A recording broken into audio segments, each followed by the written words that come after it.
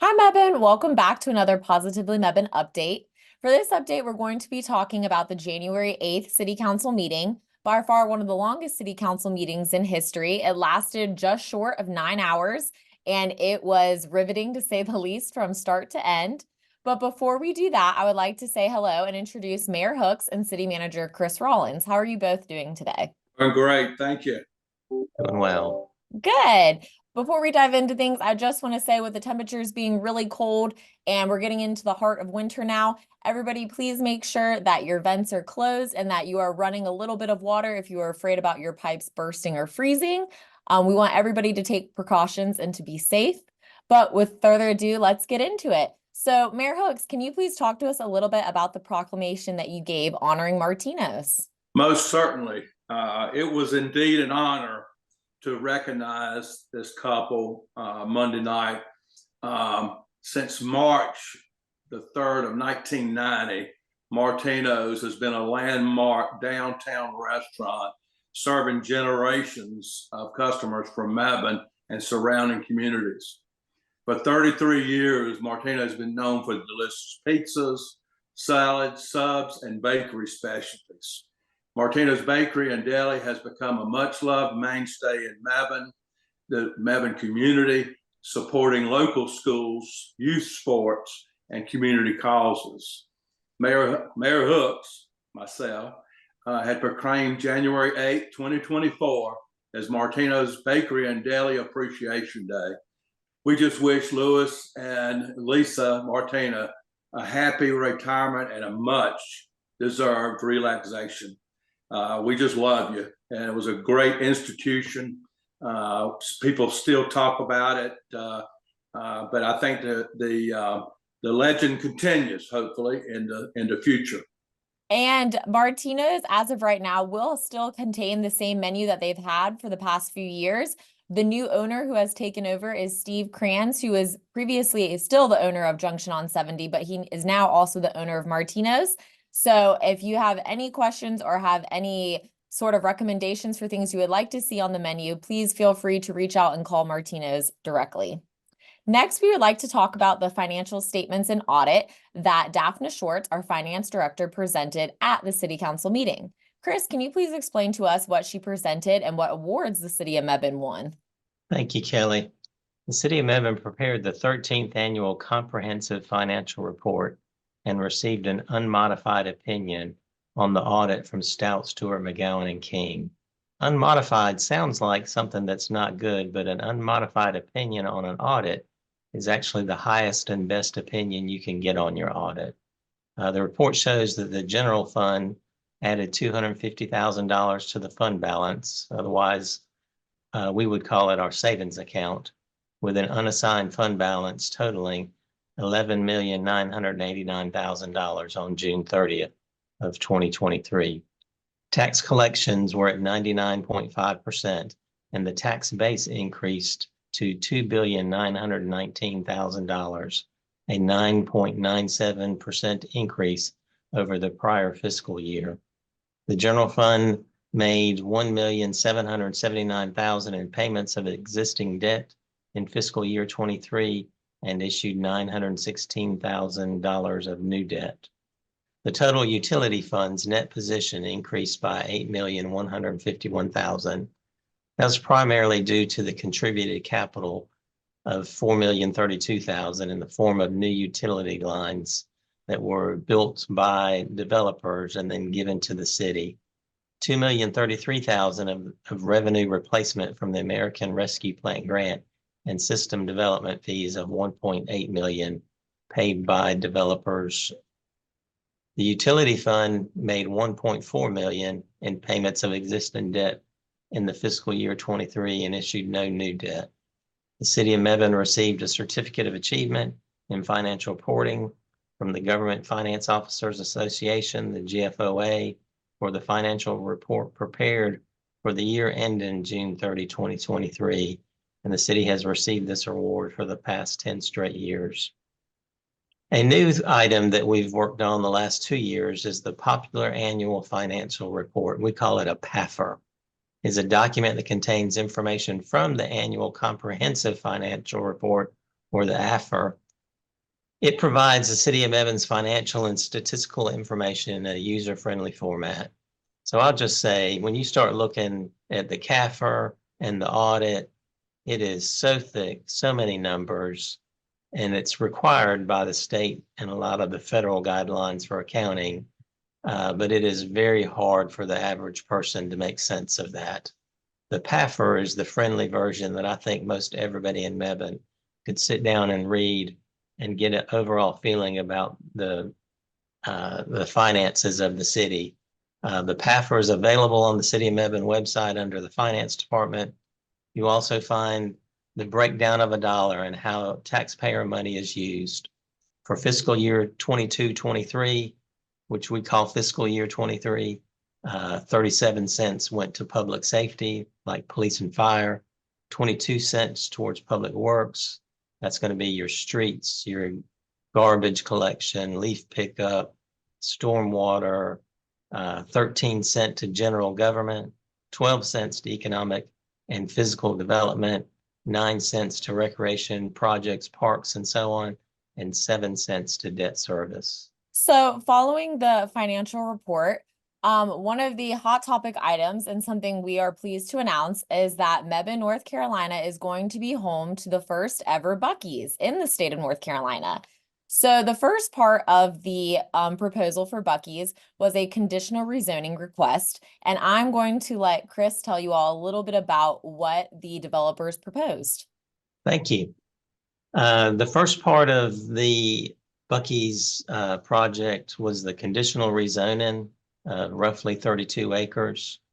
CMSS Management LLC, which is the operating company for BUC-EE'S, was requesting to rezone property they owned, roughly 32 acres, from light manufacturing CD, which stands for light manufacturing conditional district, to heavy manufacturing CD, or heavy manufacturing conditional district.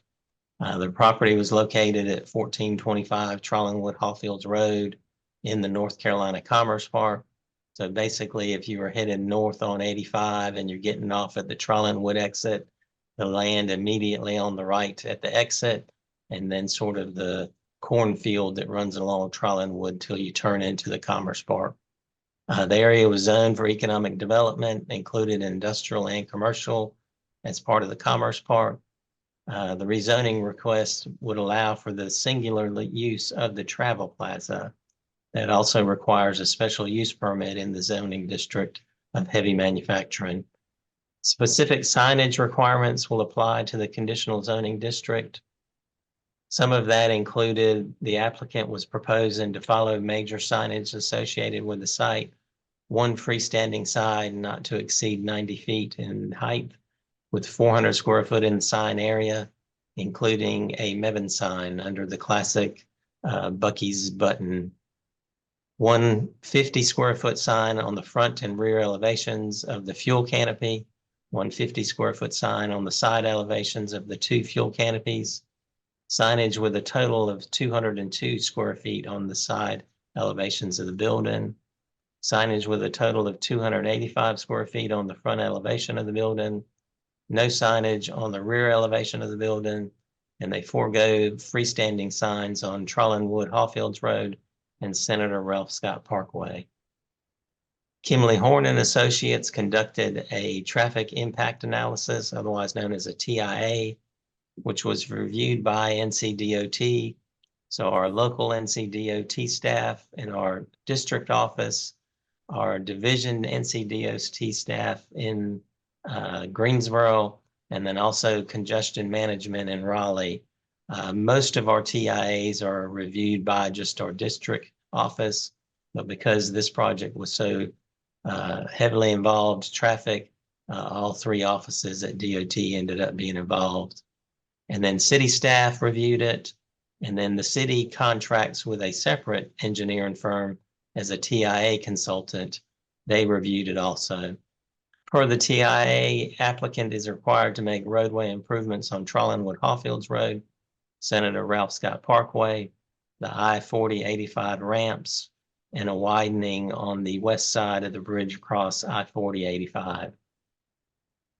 The public hearing section of this request Over 80 people signed up for the public hearing.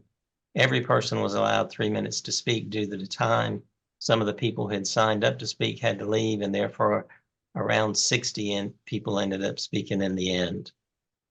Council voted 5-0 to approve the heavy manufacturing conditional district zoning as presented, and found that the application was consistent with the objectives and policies for growth and development in the city's 2017 Comprehensive Land Development Plan, otherwise known as Mebane by Design. Specifically, the request is for property within the city's G1 industrial growth area.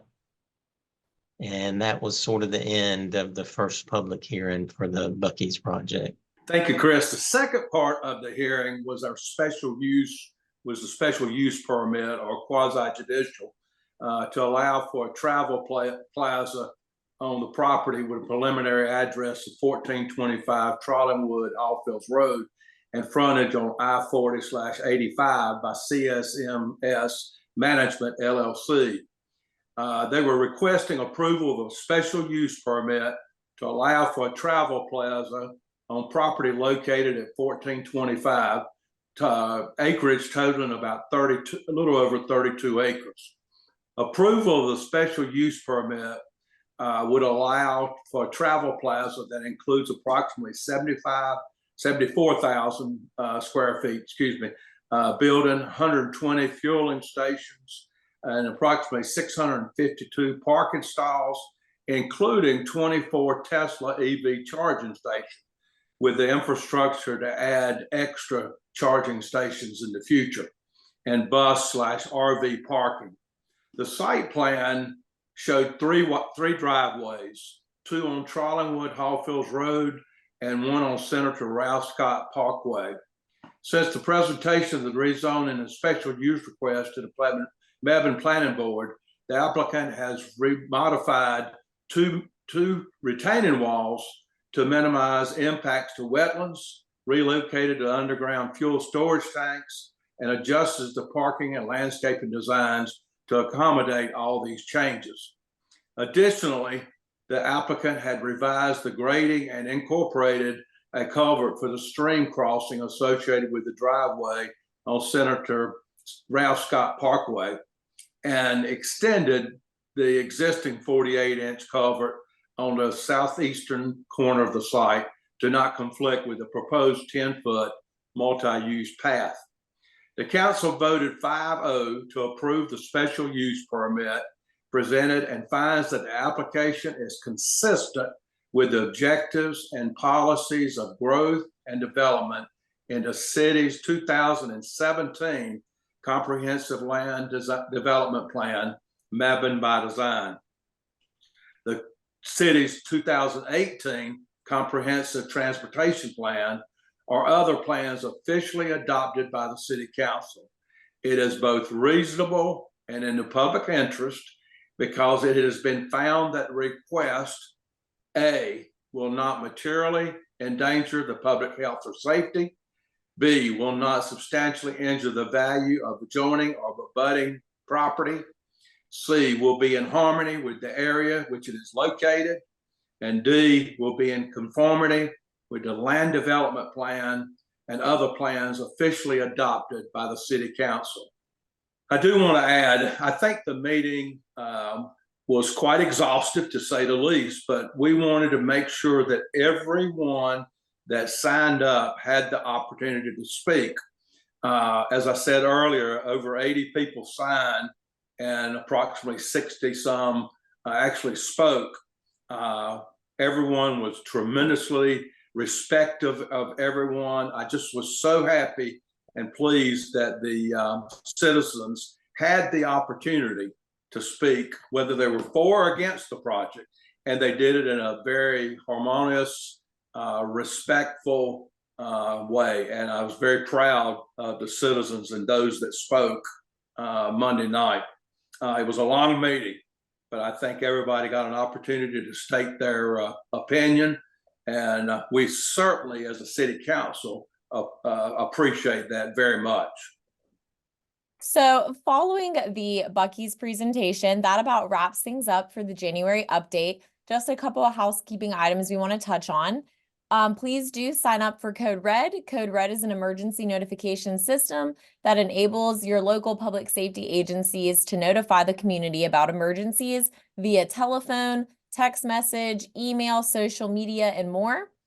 We encourage you to take action and subscribe to this service by providing your contact information to receive targeted alerts about emergencies that could directly impact your home, business, or family.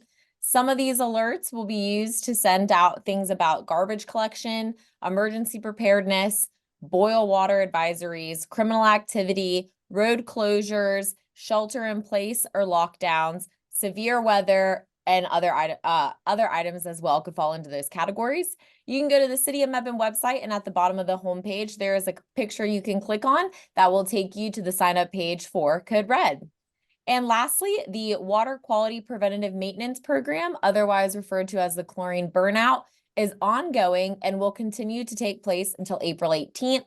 A chlorine burnout is the process of disinfection from the current chloramines to chlorine to optimize your water quality in our distribution system. The water will continue to meet federal and state standards for drinking water, and it is safe for consumption and use. Users may have noticed temporary color, taste, and odor differences. This is a normal part of the process, and we promise your water quality is not being affected. For any questions or concerns, please contact the Graham-Mebane Water Treatment Facility at 336-578-3264. Well, thank you so much, Mayor Hooks and Chris, for joining me today and for breaking down a little bit about what happened with BUC-EE'S and where we stand. Thank you, Callie. Thank you, Chris. And thanks to citizens of Mebane. Remember, stay positively charming.